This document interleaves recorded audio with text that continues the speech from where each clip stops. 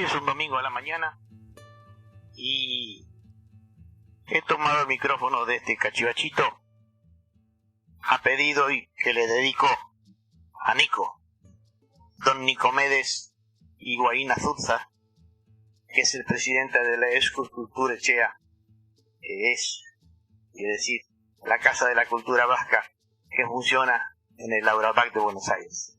Gran amigo Nico, para ti entonces este relato que dice que faltaba en las antiguas grabaciones que te pasé en las viñetas de mi infancia en el río Carabelas, que te he hecho llegar hace poco. Me recriminabas que había muchos relatos de todas las cosas, pero que me había olvidado de lo más importante, de describir a Machu y a Itachu. Entonces aquí, para mamá y papá, para vos Nico, el recuerdo un tanto emocionado de esas dos personas que fueron, lo que aquí les voy a tratar de describir.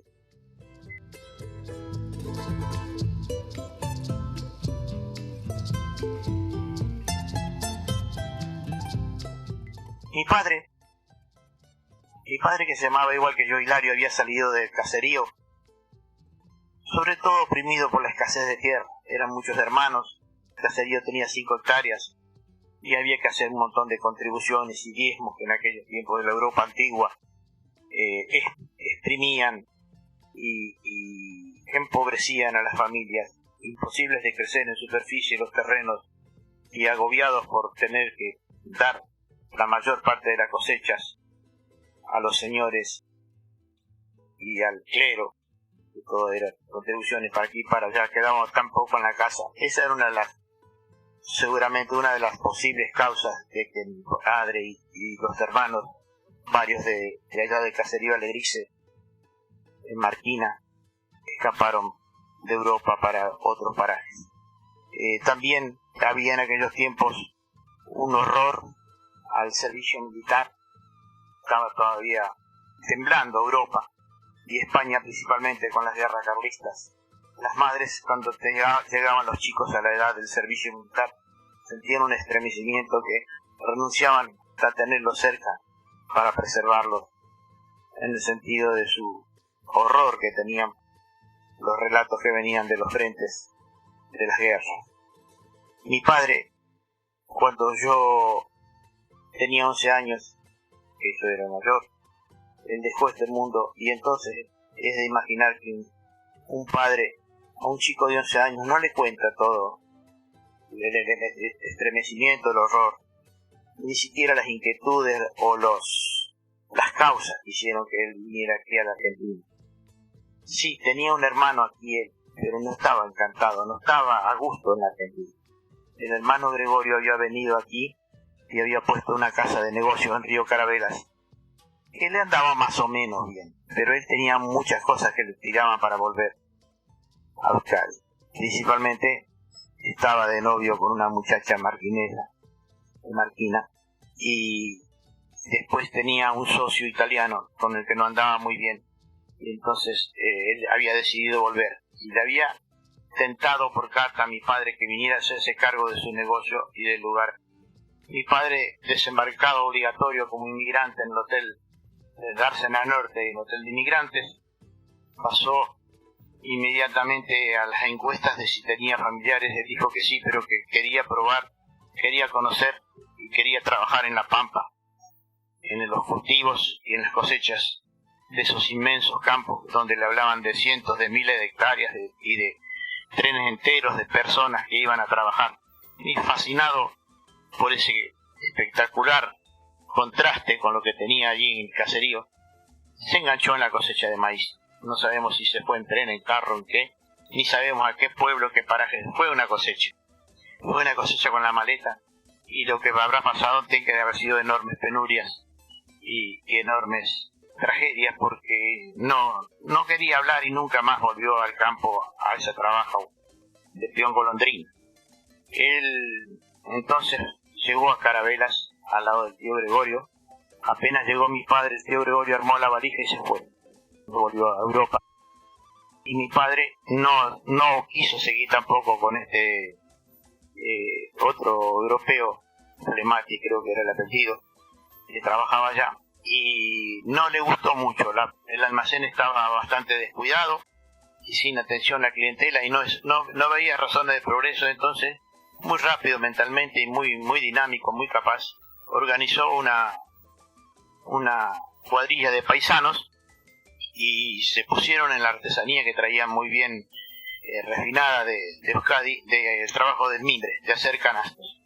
Hay que pensar que en aquellos tiempos todas las cosechas agrícolas de frutas, hortalizas y granos se movía todo en canastos, la leña, el carbón, la fruta, todo era canasto. Entonces había una demanda enorme, y el único productor de mimbre que había era el Delta, estaban ellos, y las fábricas de canastos estaban en Tigre y San Fernando. Él dijo, vamos a hacer una fábrica en el Delta, al lado del almacén, y asoció a un montón de paisanos y se pusieron a hacer canastos inicialmente, y les fue muy bien. Tal es así que mi padre enseguida tenía ya representantes en San Fernando para vender su producción, y eso andaba muy bien. Pero a la vez vio que el almacén no había andado bien, pero porque no lo habían cuidado al negocio. Así que dejó un poquitito las horas libres de la canastería para reorganizar el almacén, proveerlo de todas las cosas que no eran unas cosas para subsistencia, sino para hacer un típico ramo generales de todos los que existen en la Pampa Argentina, donde se compraba y se vendía un poco de todo.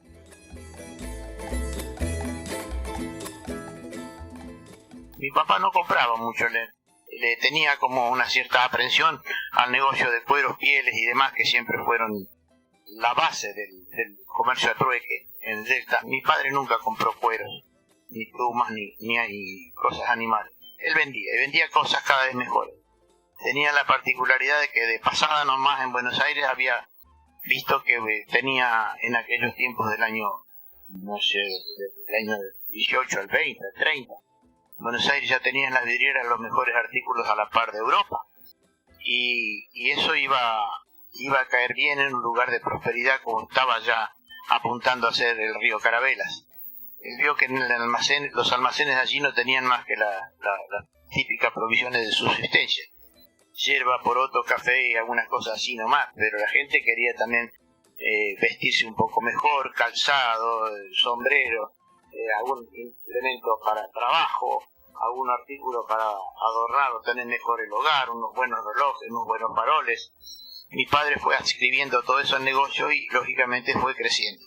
Y para hacer comunicación y difusión y marketing de lo que él quería traer, entonces inventó un recorrido a remo que hacía 2 veces por semana, uno para arriba y otro para abajo, y a la semana siguiente volvía con los pedidos. Él tomaba pedidos y entregaba los de la semana anterior, y le iba muy bien eso, porque aparte de ser muy comunicativo, muy alegre, muy vivaz, mi padre era un físico privilegiado, era un atleta. Él no le costaba nada remar hasta donde remaba y hablar con todo, en vascuence o en castellano. Y entonces lo que él siempre llevaba en la canoa eran los catálogos y las promociones que recibía de Buenos Aires, de las casas mayoristas, que fascinaba a la gente y le pedían y le preguntaban los precios. Y él tenía en la memoria todas las particularidades técnicas y novedades que había, comentaba. Y era un buen filón, él vendía muy bien, y debía ser un buen marketing también, porque en Buenos Aires podría haber competencia, pero en Río Carabelas no. Las mejores ropas, los mejores relojes, los mejores faroles, como digo, los mejores implementos de trabajo, todo traía las primeras radios, todo fue llegando ahí al almacén de mi papá y siendo distribuido en canoa principalmente.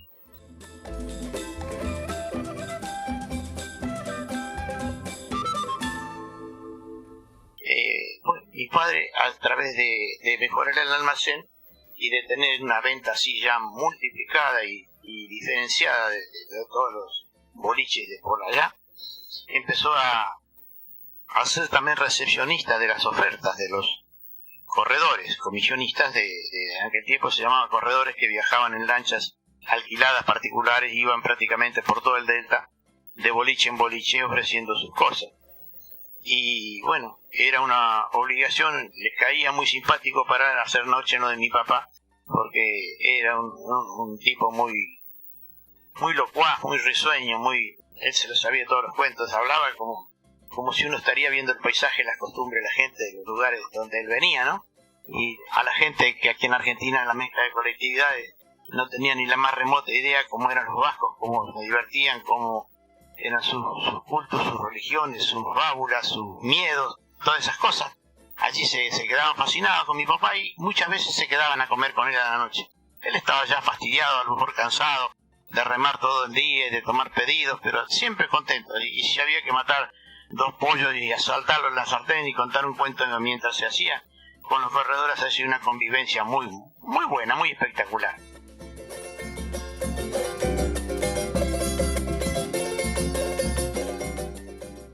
Después eso fue creciendo, ya más que la capacidad que mi padre tenía, pero no era cuestión de que mi padre renunciara si un negocio era bueno, por cansancio. Tenía la viveza de que si no tenía la capacidad se podía adquirirla. Entonces, de tantos viajes que hacía a Buenos Aires por sus cosas comerciales, se había conocido con un italiano que estaba trabajando en el lugar donde él comía en San Fernando cuando venía a hacer las cosas, que estaba ahí porque había perdido un trabajo en un hotel muy grande de Buenos Aires donde él era cocinero chef. Y un hombre que estaba una calidad humana hermosa, pero estaba medio desanimado de estar en una fonducha de ahí del canal. Así fue que le invitó, le propuso de hacerse socio, de hacerse cargo de la parte de hospedaje y culinaria de aquel lugar donde estaba en Río Carabelas. Este hombre genovés, Enzo Capelli, Mecho, mi segundo padre, llegó a Río Carabelas y enseguida fue famoso por sus dotes de cocinero, por su concentración. Él nunca tenía una sonrisa, era todo lo contrario de mi padre, muy parco, muy introvertido, pero era muy habilidoso. Él tenía programado para meses más adelante cuántos pollos, cuántos patos, cuántos lechones, qué verduras, todo, porque era todo fresco, de la huerta a la mesa en 5 minutos tenía todo. Y de pedir un comensal un pollo con tal receta, el pollo lo iba a buscar al gallinero y a los 40 minutos lo estaba comiendo. Así contaban que era de eficaz y de bien plantado Mecho.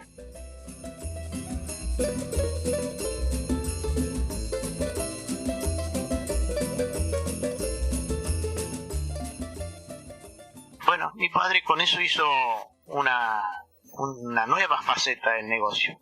Él se hizo muy conocido, se hizo conocer no solamente en Carabelas, donde toda la gente los sábados y los domingos, si podía, venían a cenar o a hacer las tertulias ahí, sino que todos los corredores y todas las personalidades que venían de turismo para el Delta paraban. Venían los barcos con la mercadería, que eran barcos de carga de reparto. Mi papá salía al muelle para hacer alarde de su gran estado físico. Él era un verdadero atleta. No lo cultivaba haciendo atletismo, pero estaba muy bien en forma. Dice que los barcos venían con, por ejemplo, 20 bolsas de harina, 20 bolsas de azúcar, y todo el mundo llevaba una y a duras penas un carretilla. Mi padre agarraba una bolsa abajo de cada brazo, y en aquellos tiempos el azúcar y la harina venían en bolsas de 70 kilos. Así que con 140 kilos caminando por el tablón bajaba del barco al muelle, del muelle iba al depósito. Luego, en los domingos, cada cual hacía su excentricidad más arriesgada y mi padre tenía la especialidad de en una bordaleza de 200 litros de vino abierta arriba, ponerse parado al lado de la bordaleza, con las manos arriba de la cabeza y saltar desde el suelo y caer adentro de la bordaleza sin lastimarse. Y desde adentro de la bordaleza, después a la inversa, con las manos siempre arriba de la cabeza, saltar hacia afuera.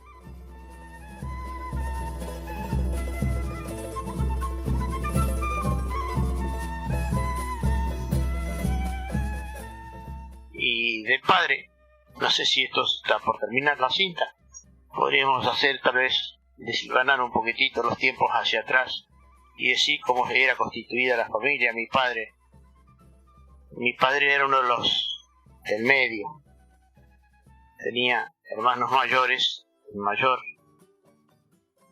de nombre de bautismo Sotero, fue religioso, carmelita descalzo, estuvo en varios lugares destinados y fue uno de los resistentes más heroicos en la guerra civil, y hemos tenido acceso y tenemos una copia inédita, incunable, de sus memorias en el tiempo de la guerra, escondida entre los ladrillos de un convento de Marquina, donde de una demolición apareció un libro gordo de todos sus manuscritos describiendo cómo era aquella cosa en aquellos tiempos.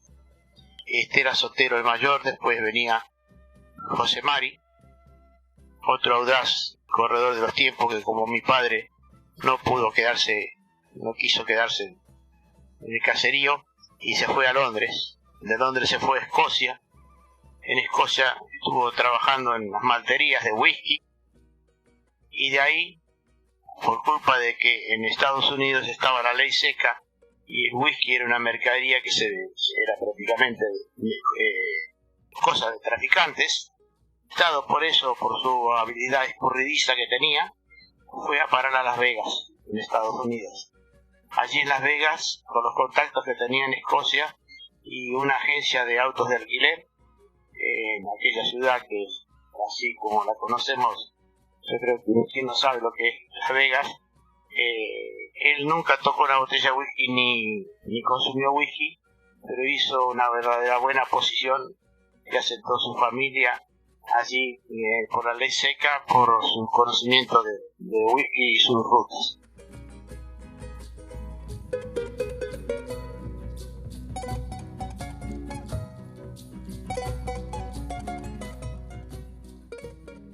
Tenían una hermana mujer, la única, Agustina, que después casóse con de Ricagoitia, que tenemos parientes aquí en Argentina. Todos los parientes de la rama Uriona Buena en Euskadi son los de Ricagoitia. Una bella de primos espectaculares. No quisiéramos dejar de describirlos, pero nunca va a ser muy difícil.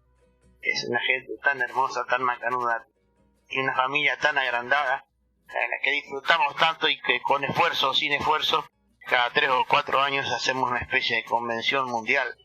Todos los descendientes del caserío Alegrice que están desparramados por los 5 continentes, tenemos un voto implícito de que cada 4 años el que puede va allá al caserío, y allá hacemos los grandes encuentros por un mes, la fiesta total.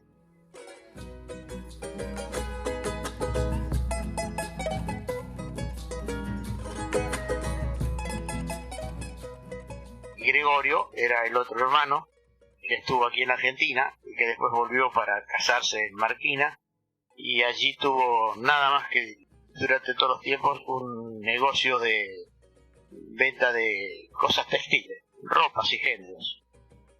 Fue el que probablemente menos evolución y menos mundo tuvo, a pesar de que había cruzado el mar y de vuelta, pero vivió muy humildemente y así en pobreza terminó sus días en Marquina. Esa fue la familia de mi padre.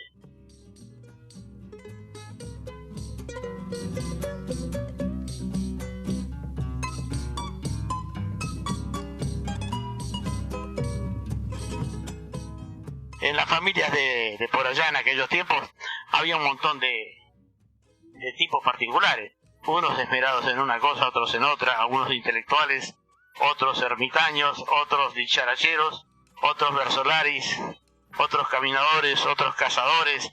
Bueno, de cada apellido de la comunidad de Carabelas hay una fisonomía muy particular, que es muy difícil que se iguale, pero que se la recuerda siempre.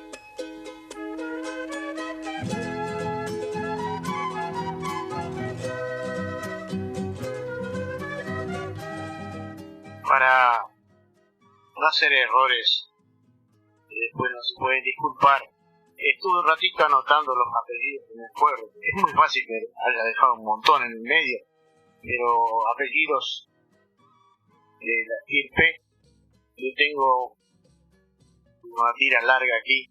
Por ejemplo, vivieron en Carabelas familias de Ayape, Arzuaga, Vergara, Jáuregui, Izaguirre, Izaza, Orbegozo, Esparza, Tapia, Jauregui-Berri, Noel, Jauregui-Alzo, Aldazoro, Aguirre de Monforta, Castañaga, Iregui, Iriondo, Erramuspe, Ensusa, Mendizábal, Zubiña, Lerchundi, Berrueta, Olano, San Sebastián, Irigoyen, San Martín, Gragilena, Tolosa, Hernando Arena y algún montón de otro tanto que seguro no lo tengo presente. Bueno, toda esta gente no vivió contemporáneamente en la misma época. Lógicamente algunos cuando estaban viniendo, otros ya se habían ido, pero quedó indiscutiblemente la fisonomía de su actividad, unos fruticultores, otros arboricultores, otros cazadores, otros grandes caminadores. Bueno, de cada uno tenemos los mayores de esta época, Río Carabelas. Les recuerdo de qué se diferenciaba o de qué rasgos tenía cada casa.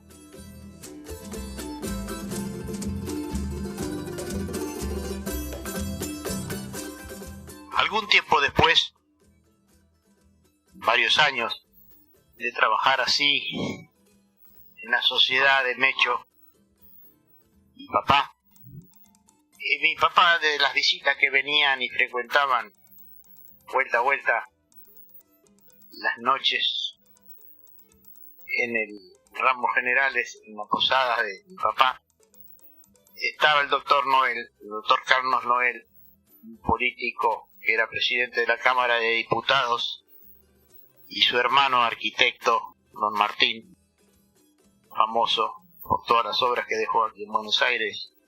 Creo que es el máximo exponente de la arquitectura colonial indoamericana. Bueno, esta gente pasaba por allá, se daba ahí y les gustaba mucho la forma de ser de mi papá, y don Carlos quiso captarlo y llevarlo a su estancia, que era unos pocos kilómetros más arriba de donde estaban ellos. En esa estancia de Noel, don Carlos, que era un frecuentador de todas las formas políticas y sociales de la Europa entre las dos guerras, era un admirador un poquito extremo de las formas colectivizantes de los países socialistas de Europa, y quiso hacer una granja colectiva allí en Río Carabelas, donde en una propiedad de 1000 hectáreas lo fraccionó en 40 y pico parcelas, y a cada una le dio un colono, casi todos venidos de aquellas tierras, eslavos, rusos, polacos, rusos blancos, ucranianos, todos de esos lugares.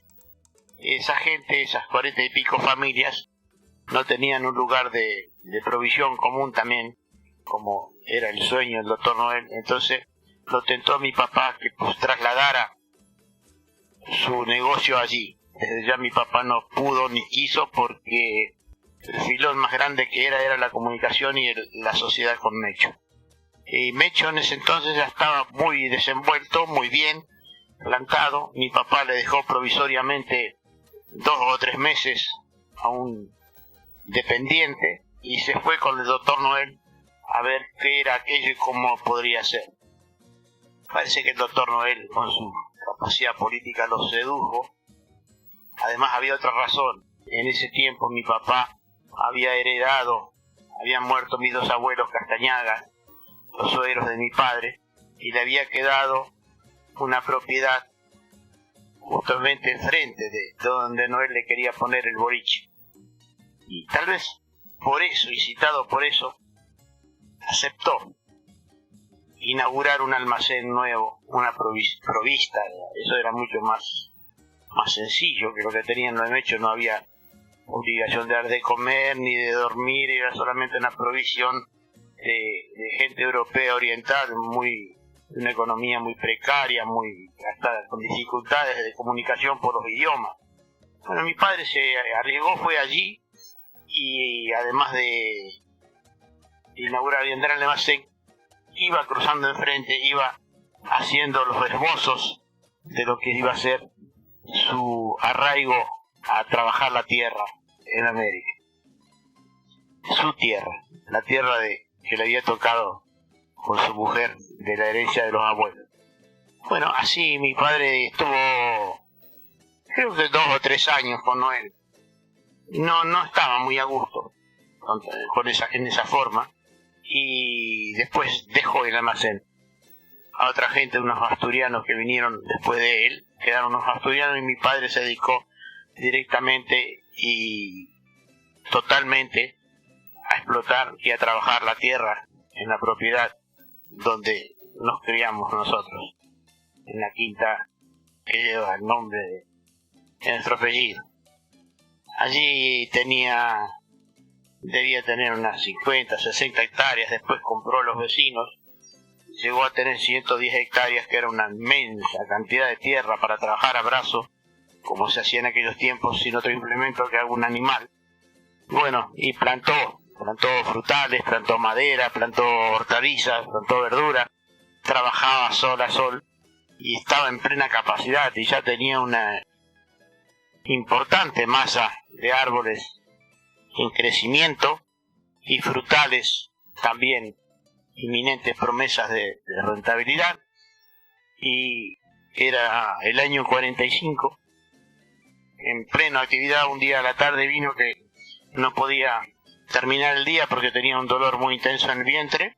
Vino a Buenos Aires, vino a San Fernando. De San Fernando llevaron a Buenos Aires al Hospital Español. Qué observación que aquí, qué observación de allá.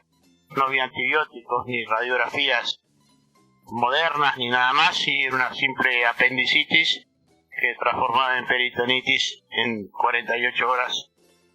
Nos dejó a los 3 hermanos y a la madre solos en aquella propiedad donde había gastado hasta el último peso que tenía en el bolsillo plantando y plantando. Así que fue tremendo para la madre encontrarse en ese momento así, de un día para otro, viuda, con 3 hijos chicos.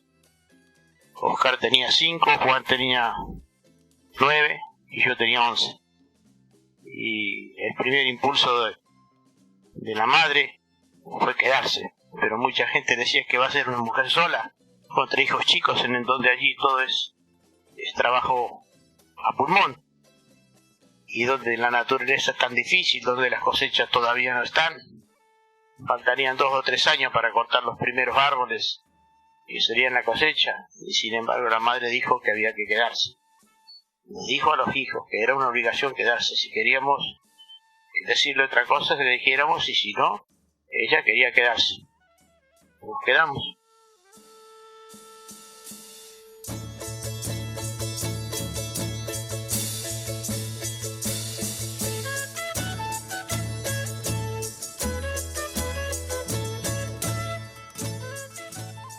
La pasó muy mal mi madre.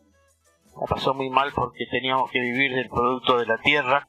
Había muy poco para vender, prácticamente las cosechas hortícolas, algo de animales. Yo recuerdo que yo tenía 11 años y trabajaba 8 o 10 horas con el único capital de labrar la tierra que teníamos. El único instrumento era una yegua grandota, una yegua zaina que se llamaba Olga.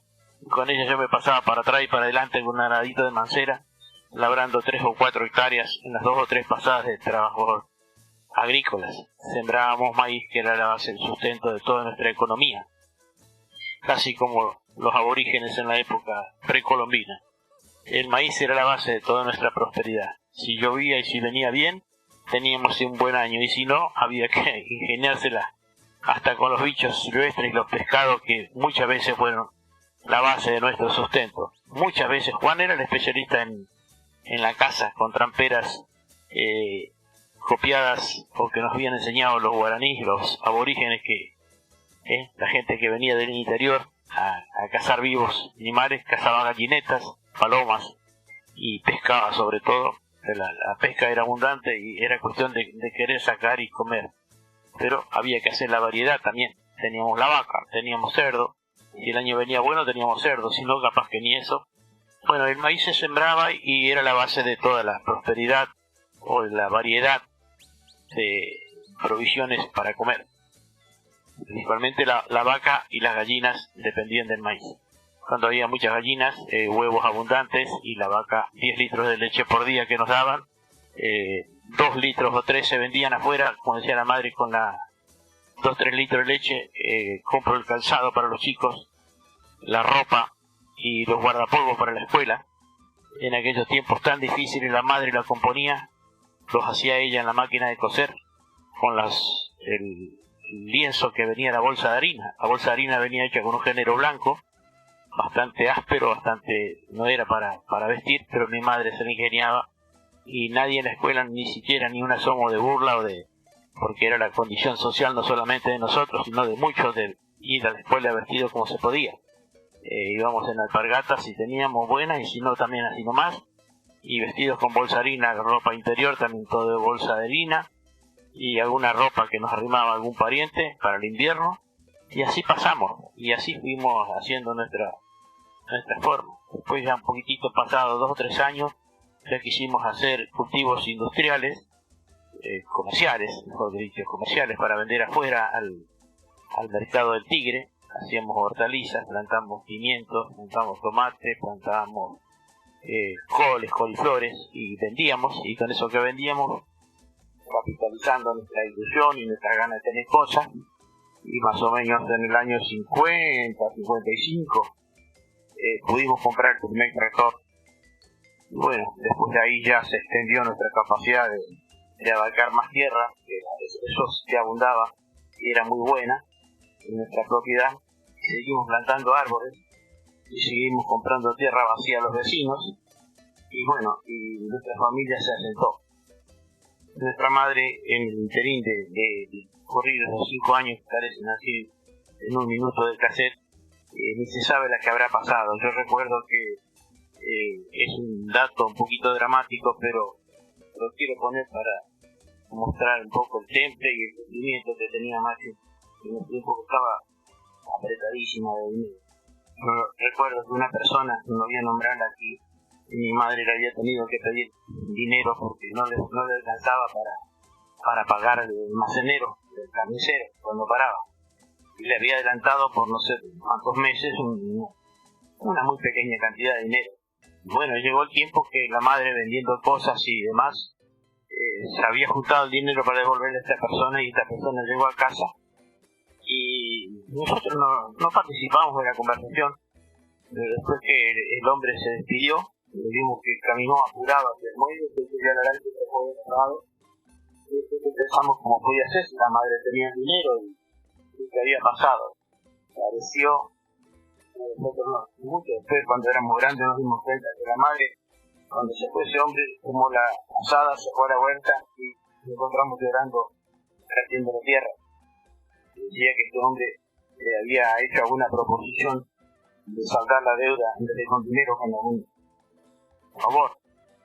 Y eso nos causó siempre un estremecimiento, una cosa que a mí, yo particularmente creo que los hermanos no conocen, ni van a conocer nunca a la persona, ni cómo fue el incidente. Me parece que fue uno de los momentos más tristes, más amargos que pasó la madre delante de nosotros.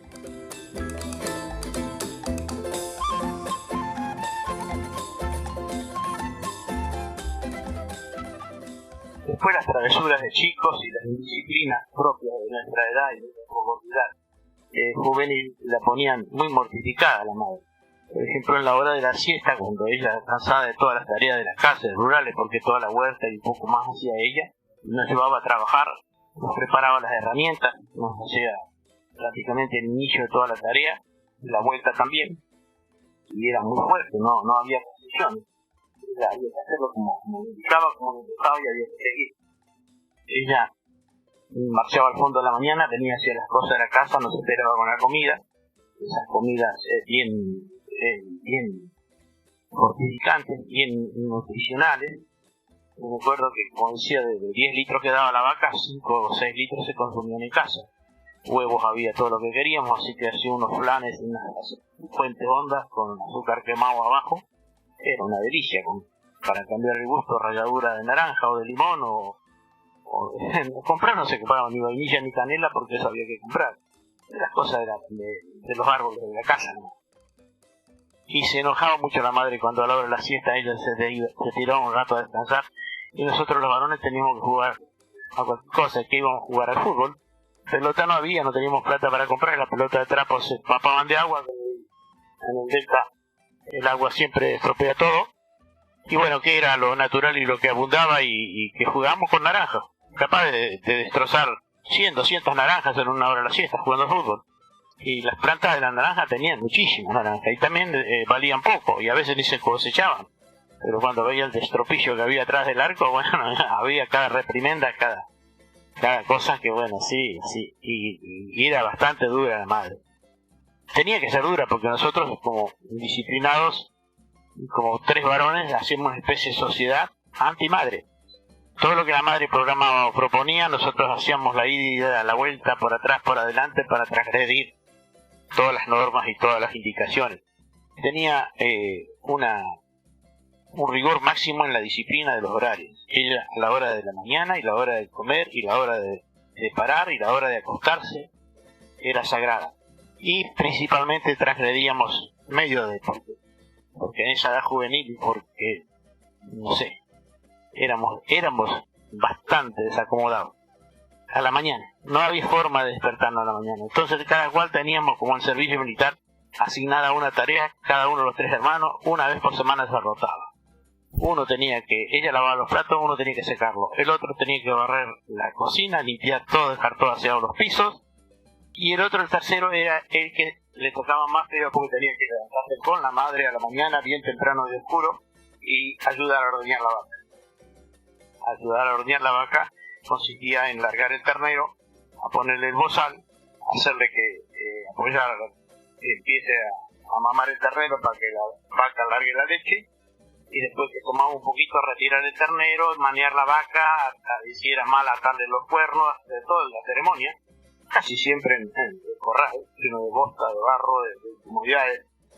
No sabía qué hacerlo, la madre ordeñaba, y nosotros íbamos a hacer el trabajo secundario de apuntar, sacar y poner el ternero y lo demás. Y lo teníamos que hacer siempre, lo hacíamos siempre dormidos. Ni veíamos el camino, ni veíamos la madre, ni veíamos los baldes, ni veíamos el ternero, lo hacíamos mecánicamente. Y a veces la madre decía, bueno, que me voy, bueno, que sí, ya va.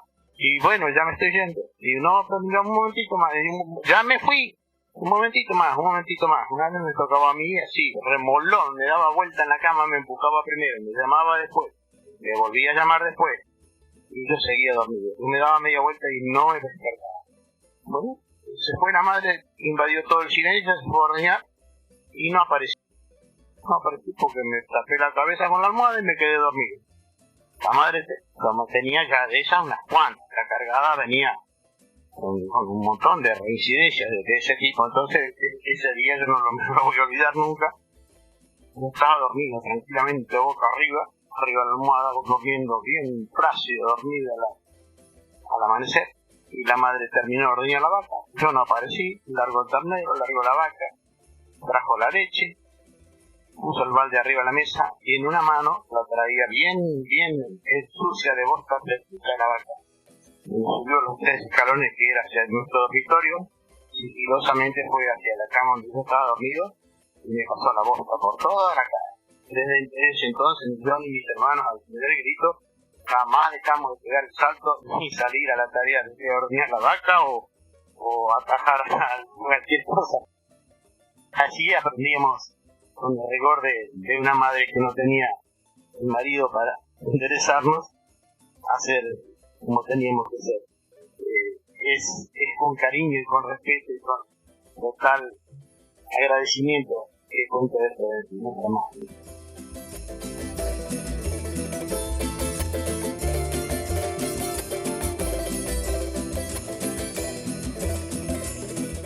Muchas épocas los animales silvestres eran a discreción o a gusto de lo que se quería comer. Por ejemplo, en el verano las ranas, que era un plato fino, que mi madre había aprendido con el cocinero Mecho a hacerlas muy bien a la provenzal.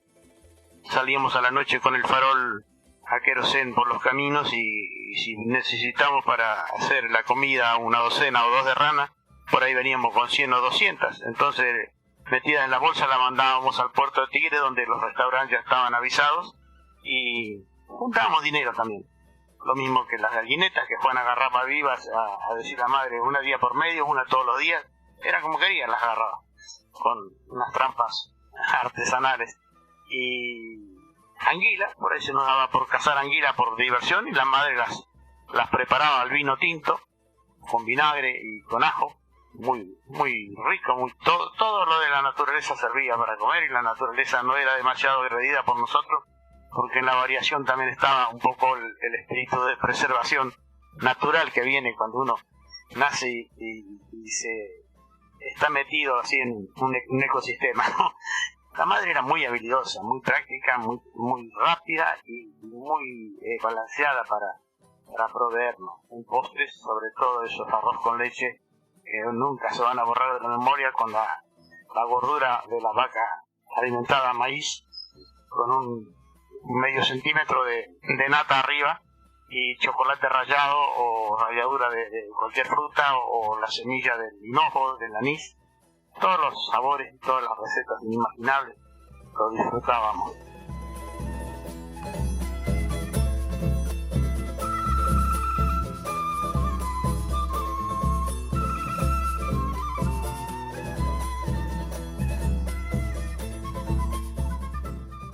Otra cosa que cuidaba la madre era la formación de nosotros para enfrentar la vida con responsabilidades y obligaciones que ya se nos iban a venir.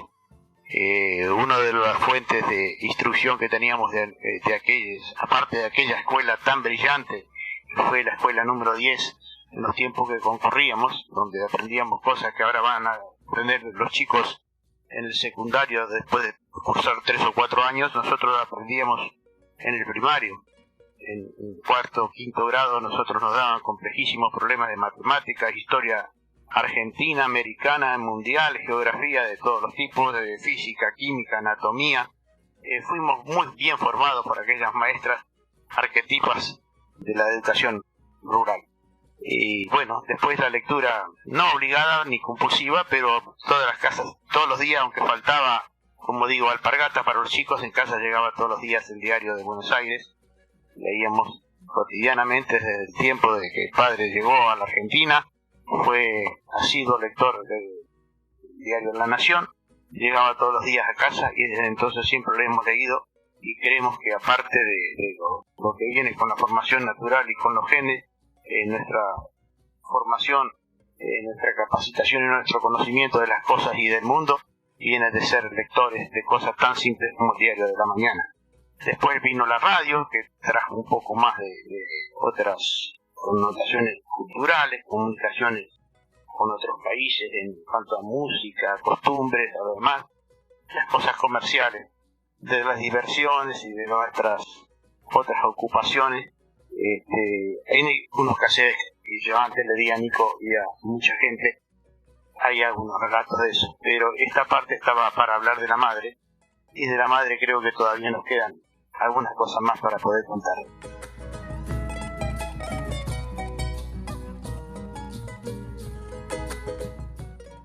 Tal vez muchos años después que ella nos dejó, allá en el año 61, nos dimos cuenta de la visión o la perspicacia que tenía del cambio de los tiempos.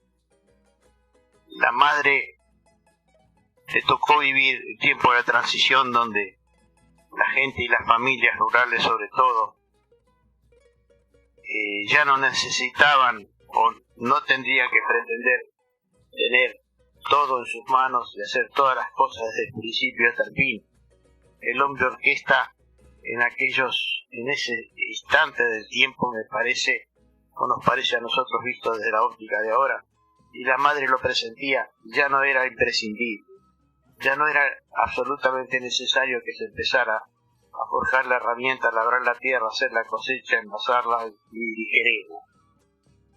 La madre se dio cuenta que teníamos que capacitarnos y especializarnos en las tareas que el mundo nos iba poniendo o proponiendo para muy adelante. Y una de las cosas que a ella le inquietaban y se esforzaba en capacitarnos era en que nos rodeáramos o que estuviéramos conversando o encontrándonos con gente que estaba en niveles más elevados de administración o de dilucidación de las cosas técnicas y políticas que sucedían en la comunidad y donde nos tocaba vivir. Así fue que desde muy chiquito, ya prácticamente pantalones cortos, había tenido apenas dejado la escuela, yo ya era vocal de la cooperadora de la escuela, ya tenía un cargo público, ya tenía una misión, ya me comunicaba con gente grande, ya sabía cómo eran los problemas comerciales, ya me iba interesando de cómo era la escalera de la organización de las cosas públicas y cómo también funcionaban algunas cosas privadas que andaban muy bien y cómo también alguna gente que tenía muchas cosas no le andaban bien, y porque la comunicación, el don de la palabra que tiene el ser humano, lo aprendimos muy rápidamente en esos encuentros de trabajo un poco institucional. Así que fue que dejamos un poquito de cazar y pescar y remar y jugar al fútbol con las naranjas y nos metimos, queriendo o sin querer, en las organizaciones privadas y públicas que apoyaban a la vida de la comunidad. Esa fue una gran ilusión de la madre, y creo que cuando ella se fue ya estábamos prácticamente todos en algún lugar haciendo cosas. Para nosotros no, sino para todo el conjunto que nos tocaba vivir allí. Juan, por ejemplo, le gustó ser músico, tenía un conjunto musical que anduvo dando su artesanía por todo el Delta. Oscar, desde todos los tiempos alrededor de nuestra querida Escuela 10, también en el Consejo de Productores Isleños, en el INTA, el Instituto de Tecnología Agropecuaria. Y bueno, todos fuimos haciendo cosas a través de los tiempos cada vez más responsables y cada vez más difíciles y cada vez con personas más encumbradas y más brillantes. Yo creo que esa fue una de las cosas que nos inculcó la madre, a veces sin palabras, pero con el gesto, con el ejemplo. Por ejemplo, yo recuerdo que teníamos que asistir a una reunión importante que había después de los congresos isleños. El Día del Isleño, que es el 31 de octubre, se nos reunía prácticamente toda la población del Delta en una gran fiesta regional. 2 o 3 días después se hacía un congreso en la Casa de la Provincia de Buenos Aires, en la avenida Callao, y lógicamente éramos muchachos y nuestra forma de presentarnos era nuestra humildecita ropa para los eventos isleños. Teníamos que tener una ropa, y la madre nos dijo: mire, ¿por qué no hacen una cosa? Allá en el fondo, allá un poco lejos, hay una hilera de álamos que si ustedes se animan a cortarlos y venderlos, yo ya hablé con el aserradero de Truzzi y le dije que me gustaría que se compren un traje porque van a tener que ir a ese congreso y están medio escasos de ropa. Y si ustedes sacan esos álamos a la costa, Truzzi lo va a pagar enseguida y ustedes van a tener un traje nuevo para poder ir al congreso isleño. Así, inmediatamente nos pusimos con un peón que teníamos brito a elaborar aquella madera. Con la yegua Olga, uno por uno fuimos sacando los gruesos troncos hasta la costa del río, los cargamos al barco de Don Truzzi y bueno, logramos un dinero y nos compramos un traje nuevo para poder estar en una cosa de bien público, como era el Congreso Isleño allá debía ser por el año 55 o más o menos por ahí.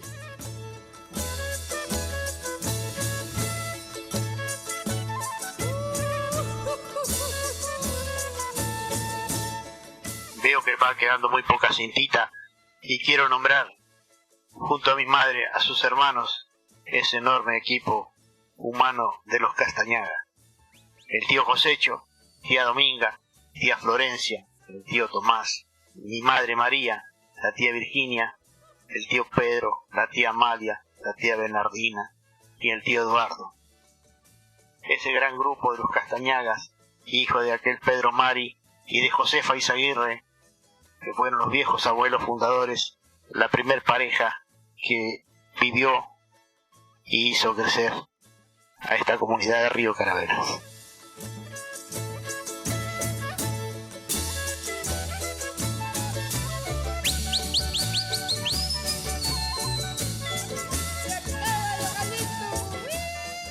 Nico, para ti y para los que escuchen este cassette, con profunda emoción, gracias por habernos escuchado.